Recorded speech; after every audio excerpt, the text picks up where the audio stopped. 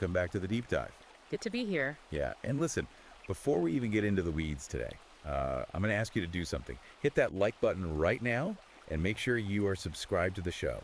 Highly recommend it for this one. Because the sources we are covering today, they are heavy, they're controversial, and quite frankly, they discuss ideas that, most algorithms try to bury deep underground. Oh, absolutely. If you want to keep supporting deep dives into what some might call dangerous ideas, you know what to do.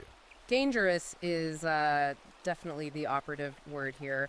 We are looking at a stack of materials centered around a new book that is making absolute waves in the underground intellectual sphere. Right. It's called the IQ equation. Genes, Geography, and Greatness by Conrad Riker. And I read a lot of books for this show. Usually, we say, hey, this is a fascinating read, pick it up for your next flight. Yeah, a casual weekend read. Exactly. But this feels different. Riker frames this book not as a casual read, but as a weapon. He really does. He explicitly says that if you are a man who still believes in reason and strength, this is your manual. It's pitched as the ultimate red pill for understanding why the West seems to be crumbling while the East is rapidly rising. It is an intense analysis of history, biology, and economics. And just so we are clear right off the bat. Yeah, let's lay the groundwork. We are going to summarize the core arguments here. But if you want the full, unvarnished truth of what we're about to discuss, Riker is directing people to buy the ebook right now. On Amazon Kindle or Google Play Books, right? Yes, Amazon Kindle or Google Play Books. And he's also very active on Substack at the handle Conrad and Riker. So our mission today is for the learner. If you look around and feel like something is fundamentally off, and a lot of people feel that right now. they really do. You feel it in the culture, in the schools, the workplace.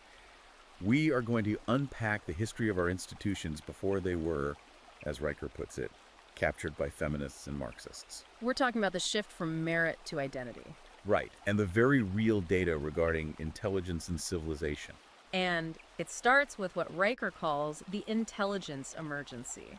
He doesn't pull any punches in that chapter. No, not at all. He starts by establishing a really stark contrast between two very different worlds to illustrate the trajectory of global power. This part really stuck with me because it wasn't just data, it was a visceral story. The Mississippi anecdote. Yeah. He recounts a meeting in 2014 with a woman in Jackson, Mississippi. Right. He paints this picture of a 32-year-old woman with 9 children. By 5 different men, he notes. Yes, by 5 different men living in a government-subsidized apartment where the infrastructure is literally falling apart.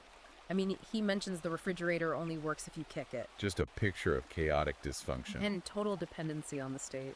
And then he cuts immediately to a classroom in China. Exactly. He contrasts that image of Jackson with a scene of students the exact same age in China. But they aren't just learning basic math. They are modeling climate systems. Modeling climate systems and optimizing global supply chains. The juxtaposition is brutal. It's a comparison of survivors versus architects. Yeah. He points out that while the West is currently obsessed with emotional intelligence. Right, validation, making sure everyone feels heard. Right. Yeah. Meanwhile, these kids in the East are being bred and built for dominance. And he brings the receipts to back that up. This isn't just an anecdotal observation. Let's talk about the Taiwan data. He highlights that Taiwan's national IQ jumped 12 points between 1950 and 2000. Which is wild. It is. Now, for context, we usually talk about the Flynn effect. Right, the gradual rise in IQ over time. Exactly, due to better nutrition and education. But a 12-point jump? That is massive. That's significantly faster than the Flynn effect predicts. And meanwhile, look at the investment side. South Korea is spending 5.4% of its GDP on research and development. And how does the U.S. compare? The U.S. is trailing at 3.5%. Riker's argument here is that intelligence isn't an accident. It is bred, it's built, and it's budgeted for. He calls it arithmetic. Yes. His point is that American parents are worried about whether their kid feels validated in their identity, whereas Korean parents are focused on whether their kid can build a fusion reactor.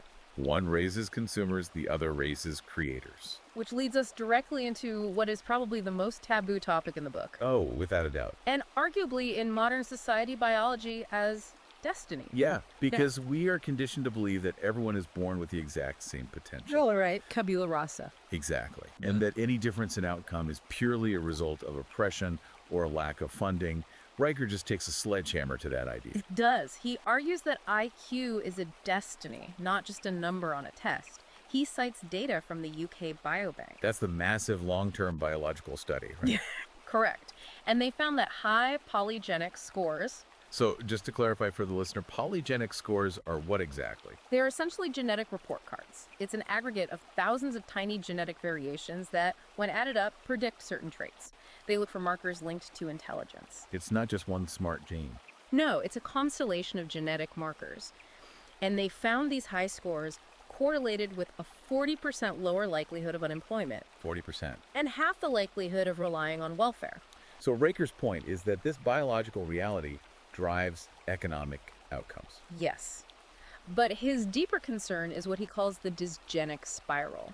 This is the idea that we are currently incentivizing the wrong things biologically. Yes. Dysgenic is the opposite of eugenic. Instead of the population getting healthier and smarter, he argues it's getting sicker and less capable. He compares Singapore to the US here, which is fascinating. Singapore has a policy that essentially pays educated citizens to breed. Literally pays them. They offer massive financial bonuses, housing priority, and support specifically for college graduates to have children. Which sounds incredibly elitist to Western ears. It is elitist, that's their entire point. Contrast that with the US system, which Riker argues spends billions on DEI, diversity, equity, and inclusion programs. Programs that he says don't incentivize competence. Exactly. He claims they subsidize underperformance. And this is where he brings up the story of Maria. This was a really heavy section because it touches on a dark history. It does. He recounts the story of Maria, a woman in California who was forcibly sterilized in the past under old unethical eugenics laws. Which he acknowledges was horrific. Yes, a complete violation of human rights. But he pivots to make a very provocative point about what he calls ideological sterilization happening right now. This is the concept that we aren't forcibly sterilizing people anymore, but we are culturally sterilizing the most capable women. Precisely. He argues that the current cultural narrative convinces the smartest, most ambitious women to pursue careers over children until it's biologically too late. He calls it sterilization by calendar. Yes. The system rewards delay and glorifies careerism, leading to a situation where the most cognitively gifted population reproduces the least. He says denying this biological reality is like denying gravity. You can ignore it because it hurts your feelings, but you will still hit the ground. And hitting the ground seems inevitable if we don't look at how these biological realities shape culture, which actually transitions us into the matriarchy myth. Right. Riker goes hard on the idea that societies run on feminine values like consensus and harmony are actually destined to stagnate. He uses the anthropological example of the Kungsan people of the Botswana. I remember reading about them in sociology classes. They are often cited as this peaceful, egalitarian, matriarchal ideal. They value harmony above all else. No one is allowed to be better than anyone else because it causes friction. Which sounds lovely on paper. Until you look at their technological timeline. Right. Riker points out they have been technologically stagnant for thousands of years. They haven't invented the wheel, the written language, or antibiotics. His thesis is that innovation requires conflict. It requires someone to say, I am right, you are wrong, and I'm going to do it my way. So, high-risk, disagreeable behavior, which is biologically linked to testosterone and men, is the actual engine of progress. That is the core argument. He contrasts the Kungsan with patriarchal societies that built the pyramids, mapped the oceans, and went to the moon. And he doesn't just look at ancient tribes either. He looks at modern corporations. The Scandinavia data. Yeah, to see what happens when you enforce this harmony legally. Let's talk about Sweden and Norway. Well, in Sweden, he notes that the push for gender quotas in leadership coincided with higher male suicide rates. The highest in Scandinavia, actually. The argument being that men need purpose and competition. And when you remove the ability to compete fairly, despair sets in. And in Norway, after they mandated a 40% female quota for corporate boards, studies showed a significant drop in return on assets. And a decline in innovation output.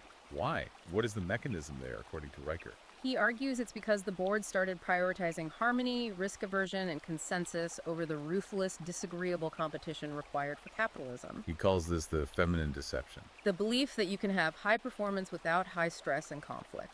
He illustrates this with the story about the Pfizer scientist. That was telling.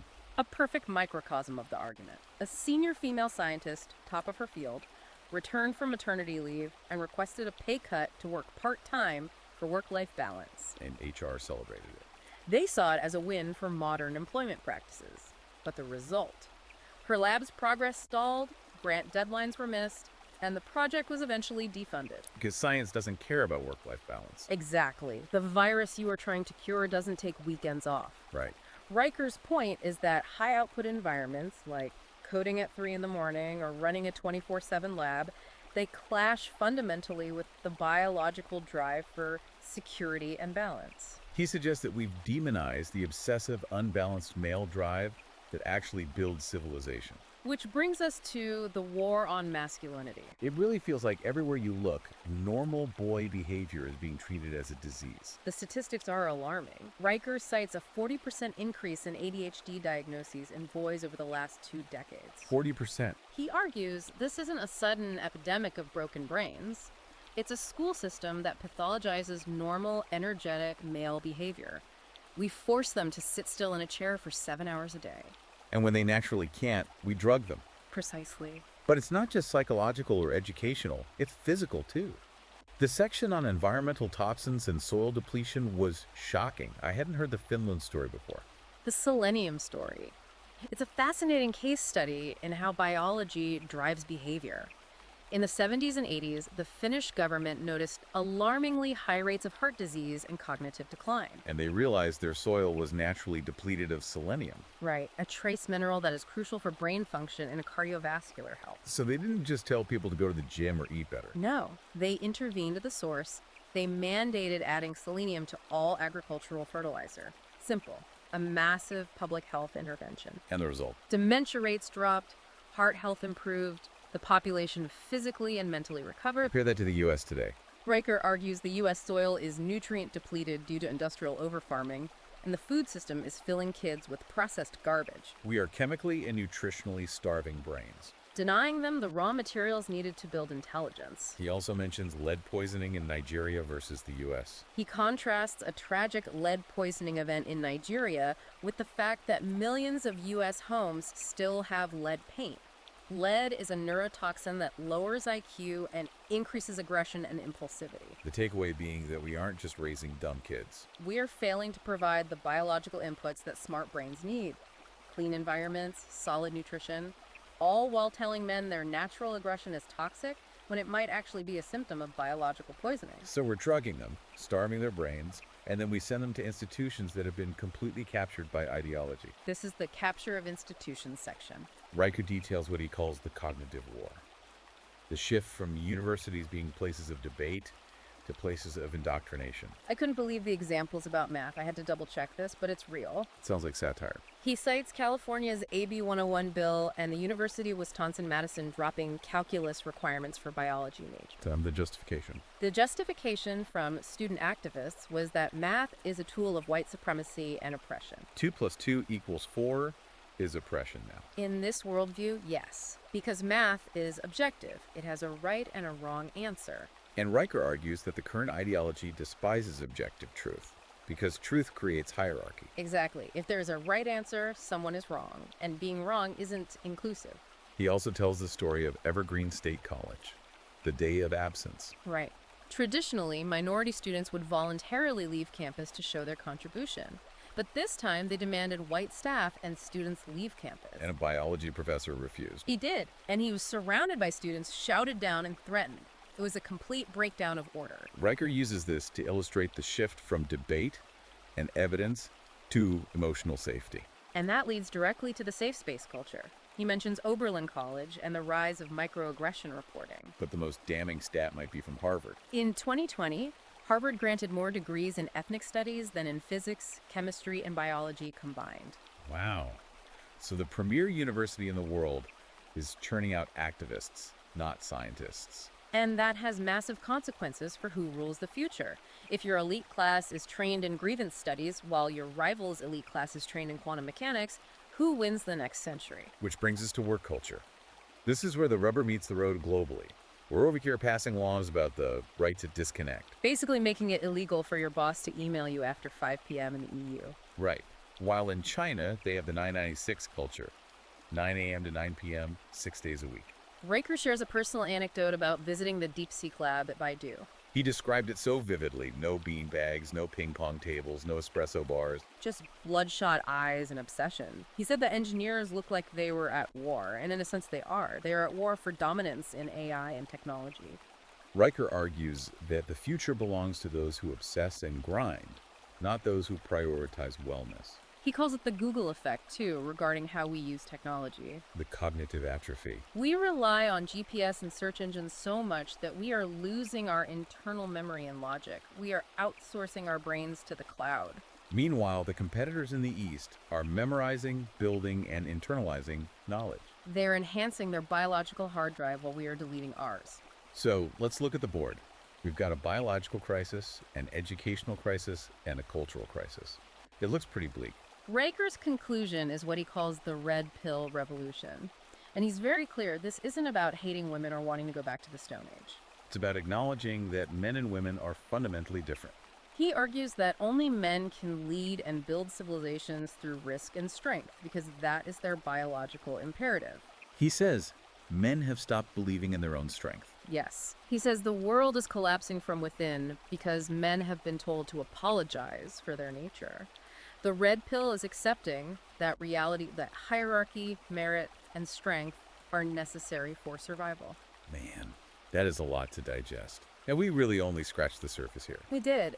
There is so much more data in the book. It goes into way more detail on the genetic markers, specific government policies, and historical collapses. If you want the full weapon, as Riker calls it, if you want to arm yourself with this data and see the graphs for yourself, you need to buy the IQ equation. It's available right now on Amazon Kindle and Google Play Books. Highly recommend checking it out on Amazon Kindle or Google Play Books. And if you want to keep up with Riker's ongoing work, he is building a community. You can follow him on Substack at Conrad and Riker, all one word. He's on Twitter and YouTube as well. He frames it as joining a counteroffensive against the decline. So make sure you check that out. And again, if you value this kind of deep dive where we don't shy away from the hard topics, please like and subscribe to the show. It helps us keep the lights on and the truth flowing. And you have to ask yourself. I was just going to say, I'll leave you with the final thought Riker poses in the book. It's a challenge, really. Yeah. He says, the world is collapsing because men surrendered. Right. So the question is, are you going to be a victim of the decline? Or are you going to be one of the men who rebuilds? Something to think about. Thanks for listening, and we'll see you on the next Deep Dive.